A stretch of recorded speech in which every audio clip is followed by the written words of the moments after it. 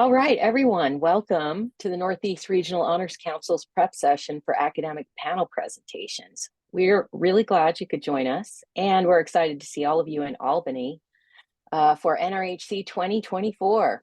My name is Dr. Tanya Radford. I'm a professor of English and the co-director of the honors program at Dominican University, New York. My partner this evening is Dr. Gwen Kay, who is professor of history and director of the honors program at SUNY Oswego. We're going to describe the format for academic panel presentations, talk about preparing your presentation, and then field your questions at the end. So it looks like we got a few people coming in, which is super. We'll give them a second to get the sound in, and then we're going to get started. Okay, so again, welcome to everybody who's joining us. This is the prep session for the academic panel presentation. And this is my favorite format by far at conferences. I really enjoy the academic panel presentation, and I think you guys are going to have a lot of fun with it too. I'm going to begin by describing the format for you in case you've never done it before. First thing you need to know is that each panel at the NRHC conference will have 3 or 4 presenters on it, most likely, and each panel will be assigned what's called a panel chair. The panel chair's job is to introduce all of the speakers and then also help to field questions at the end of the presentations. Now, different panel chairs make different choices about how to proceed. Some of them will introduce all of you at the beginning, and we'll introduce you both by your name and read the title of your presentation. Others, and I'm one of these people, I like to do that way. Other people will introduce each speaker as it's their turn to present. Either way is fine, and you don't need to worry about which direction it goes. But if you get a panel chair that introduces everyone at the beginning, you should feel free, if it feels right, to repeat your name when you get up to present and to read your title out again. But do what feels right to you. The other thing I would say about your panel chair is that if you decide to make any last-minute changes to your title, or if you are worried that the person who will be introducing you might mispronounce your name, you can seek out the panel chair before the panel begins and help them out so that they can pronounce your name right, or make changes on the program so they can announce your title correctly.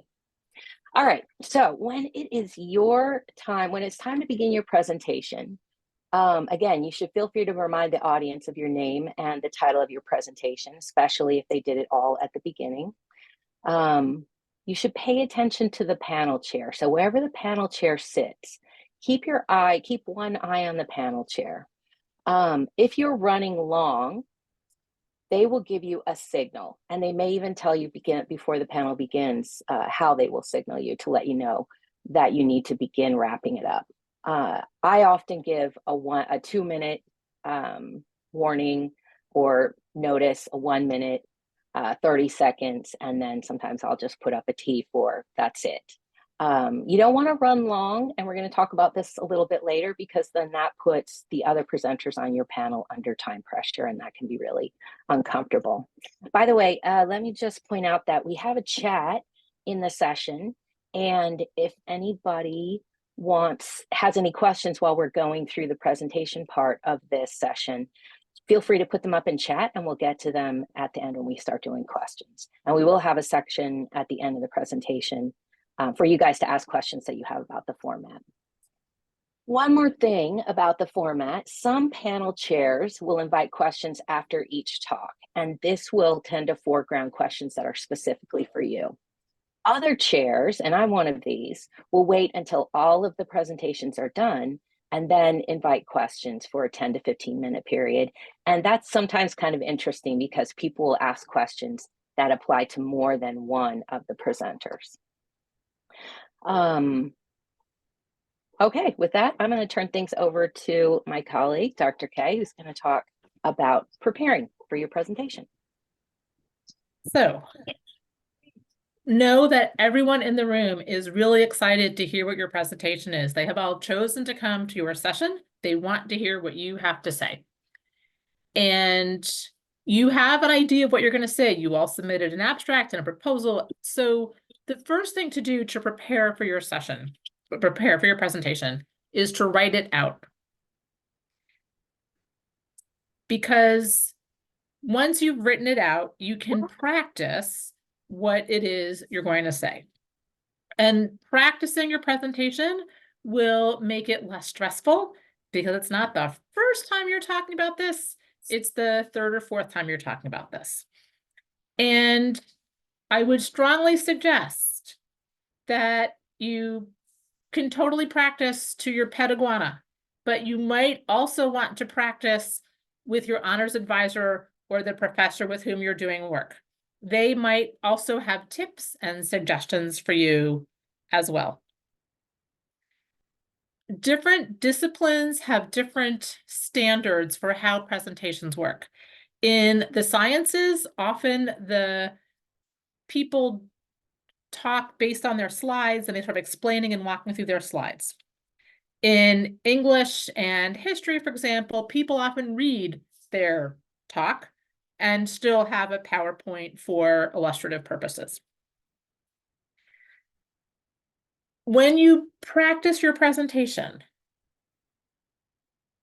time it, because as Dr. Radford said, you're going to have a time limit and the session, the chair wants to make sure that everyone has equal time to talk.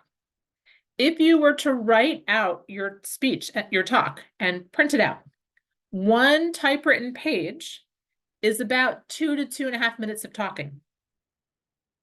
So if you are thinking you have 15 minutes, that's actually not that many pages of text. And if you practice and your talk is too long, then you can know where to cut it. Also, the tendency is to talk really, really fast when you're nervous and anxious, and you're probably going to be nervous and anxious. And your presentation should be about 15 minutes. So good question, Emily. Aim actually for 13 or 14, so you give yourself a little bit of buffer time. Because it might take a little bit of time to get everything prepared. And we don't want the last person to only have 4 minutes because that's all that's left in the session. When you're practicing your presentation and you're reading, it's totally fine to be reading. If you need to remember to take breaths. And it's actually helpful to write in your text. Take a breath here, especially at the end of a paragraph. If you're saying something that you expect people to react to, if you're asking a question that you want people in the audience to answer, if you're saying something that you know is kind of funny, write pause so you can wait for people to react to that before you keep on going. But practicing it and timing it will be very, very helpful. We don't want the first time that you're saying this out loud to be the day of your talk on Saturday during the day. So practice to your walls, practice to your advisor. Practice makes perfect, and we know that everyone is a little anxious when they give presentations. I can't speak for Professor Radford, but when I give presentations and I give talks at conferences, I'm always a little nervous. I'm always talking about new stuff. I'm not sure if my ideas are as good as I think they are. And I always practice before I give talks. So you're not doing something that other faculty and staff have not done when they've gone to conferences and given talks. That's absolutely right. I'm a teacher, so I'm in front of people all the time, but I get very nervous before I make a talk. And a lot of times when you're doing it, especially for the first time, you really feel as though your nerves are written all over your face and your voice is trembling. I have news for you. Actually, very often nobody but you knows what's going on. So uh, everyone's rooting for you when you're making your presentation, and we absolutely know you've got this. I'm going to talk now a little bit about some general strategies for presenting. First of all, when on the day of your presentation, get to your session a little early. Be there pretty much right when the previous session ends and people come out. You will want to make sure that I would suggest that you find the room ahead of time so that you're not feeling panicked when you're trying to find the room where your presentation will be. Then get there early. And if you have a PowerPoint presentation, make sure that it is on the presentation device at the beginning. And the other thing I would say about PowerPoints, two things actually. PowerPoints are terrific. I love them because they take people's eyes off me, and that helps me with my anxiety, right? So if you have some cool pictures. However, I think that in general, PowerPoints are less effective if you're reading from the slides because it takes your eyes off your audience. It makes it less engaging. So if you use a PowerPoint, really think of it as like the illustrations in a book. It's extra. And what you're doing is here in front of your audience. Keep eye contact, even if it's just with one person. Don't be looking at your slides. The second thing I would say, and this is from experience both with myself and with students, be prepared to go on if your PowerPoint doesn't work, because it has everybody's had an experience in the past sometime when they couldn't get the PowerPoint to load up. And so, if that happens, that can be really distressing. But if you're already prepared, like I can just go without it, right? Then it will be absolutely fine. So just be prepared for that eventuality. We're going to try to make sure that doesn't happen, but just in case. Next thing is, I already mentioned this, really make a point of making eye contact with your audience. Bring somebody from your program with you if you're nervous, and then you can search out their eyes periodically because they're absolutely there rooting for you. But do try to look out at the audience, even if you look vaguely out there. Remember that in this presentation, you are the expert. We don't always feel like we're the experts, but on this presentation and in this moment, you have done the research. Everybody else in the room is there to hear what you know and what you have to say. So keep that in mind. It really helps with nerves. You're there to share what you've learned and what you've discovered, and I can promise you we are interested. Finally, I want to suggest that you dress professionally and comfortably.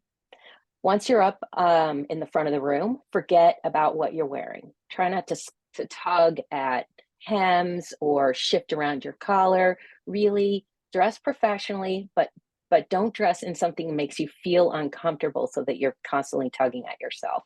Really like get up there and then ignore what you're wearing and just focus out on the audience. I think those are my main suggestions. Let me see if Dr. K has anything she wants to add to any of those. So the question period at the end, which as Professor Radford said earlier, could be at the end of your session, at the end of your talk, but it really might be at the end of all the talks together, because all of your presentations are linked. We have put you in sessions where you're speaking to some very common topics, and so you'll have sort of conversation with each other, even if you don't know it when you're first talking. So the Q&A at the end is really fun, and it's also nerve-wracking, 100%. So, as Dr. Radford said, you are the expert. You have done the research, you have thought about this, you have come to present. If somebody asks you a question, they are asking you a question because they are genuinely curious and they want to know the answer. And it is okay to say, I don't know. That's a really great question. I didn't look at that because of X, Y, and Z. I'll keep on thinking about it. Or, why do you ask? I don't really understand what it is you're asking me.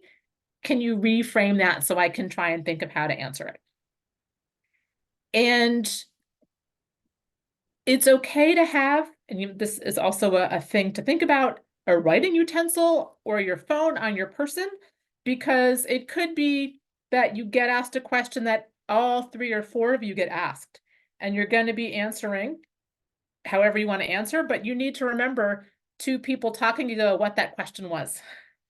So being able to quickly jot down somehow what that question was will be very helpful during the question and answer. I have never heard a question asked at NRHC that wasn't well-intentioned. No one is trying to trick anybody up and show that the question asker is smarter than the question answerer. And people are really there because they may have come to hear their friend from their program talking, but they also heard your talk and they are now kind of intrigued and they really are genuinely curious. And you also might have questions for each other. Some of the best questions I've heard have come from the other panelists because you're all on the same panel because you have something in common, and then you're curious and then you keep on asking. But again, this whole chunk of time is limited. So you'll each have your 15 minutes for your presentation if there are 4 of you in the session, and there'll be an amount of time at the end. But then when the session's over, we have to end so we can have a quick break and then go to the next set of papers. When you're meeting people on Thursday night and Friday during City as Text and Friday night, and you meet people and you say, hey, where are you presenting? You then might meet new people and you might go hear their talks and look at their presentations and their posters and their art, and they might come and hear you. So this is all part of a professional socializing in spaces that you know and in spaces that you don't know.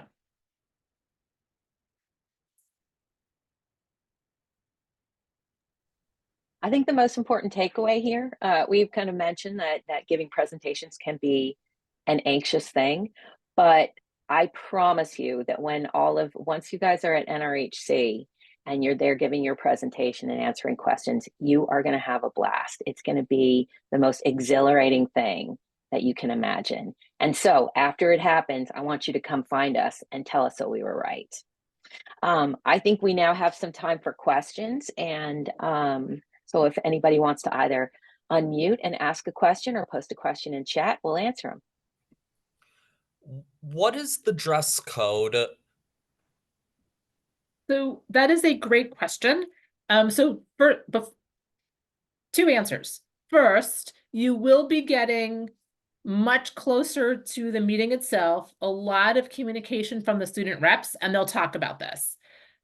In general, I would say Friday is casual, comfortable. You're going to be moving and walking around and exploring. Friday night dinner looked nice, not torn jeans, ratty sweatshirt. For Saturday night, you'll find out what the theme is and how to dress for that. For your presentations, I would say you want to look neat, clean, and together. So some people have come in 3-piece suits. Some people have come in, a shirt, slacks, a skirt, a dress, but neat, clean. But as Dr. Radford said, you also want to be comfortable in what you're wearing so that you're not distracted by your clothes because you're going to have already enough to worry about. That's exactly right. So a couple of things that I want to remind people of until we get another question. It's really, really important to check the conference program draft to make sure that your name is spelled correctly, that we have the correct title for your presentation. So that draft there's a draft already posted. Might have a look at that. And then when the final draft comes out, you'll have a very small window of time to make any changes. So keep your eyes open for those emails that announce the conference program drafts and final drafts to make sure that we don't make errors with your presentation or with your name, because once that goes into print, we really can't do anything about it. The other thing that I would like to pass on as a reminder to you is that it is going to be one thing that we recommend if you make a PowerPoint, is that you save it as a PDF and bring it on a flash drive. A lot of times we use Chromebooks for our presentations. And so PowerPoint as a file sometimes goes wonky and gives people trouble. So same thing with Google Slides, sometimes can create a problem. The absolute best way, we think, to do it is to have a PDF version of your slide presentation. So there are 2 questions in chat, and I'll just take them all in order. Is there an average number of slides people use? This is a really unfortunate answer. It depends. If you are doing a science presentation and you want us to see a bunch of data, you might have several slides. If you want to see something illustrative, you might have several slides.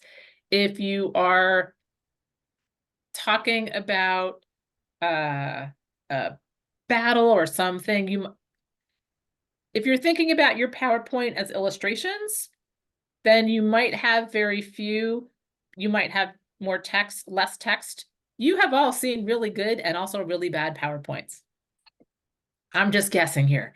So this is part of, if you write your presentation out first, and then you start thinking about how can you make it visual, go through and see what it feels like and see what the pace is. And you might even want to insert blank slides, because you might have a moment where you don't have a good illustration and you don't want people looking at the picture from before while you're talking about the next thing.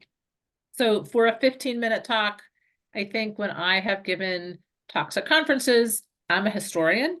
I have maybe had between 10 and 15 slides, but I've also have like stacks of research that I can pull in and a lot of my own illustrations. I'm not trying to find stuff off the web. So Let me reiterate something that you said earlier too, Dr. K, which is that you really, really should practice your presentation and your slides several times. You should know exactly how long it takes you to do this presentation. And if you do that presentation for your honors director or some of your colleagues at school, they can give you feedback about whether or not you have too many slides, you need more slides. If your slides are too busy, you should check to make sure that they're readable from a distance from the room, that the colors work out, right? Like sometimes they look fantastic on your computer, and when they're on a screen, they're all washed out and you can't read what they say. So practice, I think, is going to be the most important thing here. So Emily has asked, would I recommend that you bring your own devices? For the presentations, we will have Chromebooks that are set up and connected, and those will be working. Bring a flash drive. That's the piece you need. If you are more comfortable talking off of your pad device instead of paper, do that. If you want paper, make sure you print it out before you leave campus. There may or may not be easy access to printers once we are at the hotel. And reading off your phone, you have much better eyesight than I do, but that can be really hard. And then you're definitely going to be looking down instead of being able to look up at people. If you practice and you're comfortable talking, you can do that. So how will you know who you're, sorry, go ahead. One quick thing about, so bringing your own device could be useful. For example, if you realize that somehow you've lost a page of your presentation that's printed out. By the way, I always tell my students, make sure you put page numbers when you print it out, because just imagine walking down the hall to your presentation, dropping it, reshuffling it, and now it's out of order. And so, right, put page numbers on it if you print it out. And then the other thing I would say is, it's fine if you want to bring your own device, but you won't be able to plug the machine in that will project the projector, because that will all be set up. So if you mean, should we bring our devices so that you can project from that, that won't be a possibility. So another question, how will you know who the panel chair is? This is a great question. So as of right now, you don't know because we don't know. We still haven't assigned all the panel chairs. But closer to the present, with it 3 months before the meeting, you will absolutely know who the panel chairs are. And I promise you that the panel chairs will be in the rooms 10 minutes before every session to make sure that you have time to upload all of your stuff. They will be looking out for you the way you are trying to look out for them. And you can always ask, if you meet someone from their school, how do I find Professor so-and-so? We will help you find them. It will certainly be listed on the final conference schedule. Yep. The panel chair will be listed with your panel, so you can ask. And the people who are panel chairs are people who have volunteered to do this. They want to do this. They want to be there to support you. They know that for almost everyone, this is your first presentation. And so they are interested in the topic, interested in the subject. They really want to hear your papers, your talks, and they have chosen to be there. And if something goes kapluey, they're going to help you through it. Because I have given talks where visuals stop working, and I am talking about a beautiful illustration that no one can see. But your panel chair can take care of that while you keep on talking and keep on going with your presentation.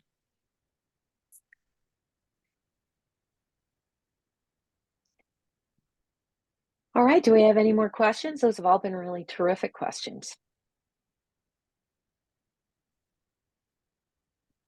So this is recorded because we are wonderful. No, this is being recorded so that if you miss something, if you want to listen to something later, if you have a friend who's coming who didn't get to hear this, you will be able to go back and listen to the recording later so that you can hear it and review it and rewind it again. And you can always send questions as well, and we'll be happy to answer whatever questions you might have. We'll be posting the video on the NRHC website. Probably this weekend we'll get them all posted up. So also tell your colleagues at your home institution, if they weren't able to join us tonight, that they can watch the recording. And unless there are any final questions, we're going to let you guys get on with your Thursday evening. Thanks for coming to join us, and we'll see you at NRHC. We'll see you all in Albany. Woo! Thank you. Thank you.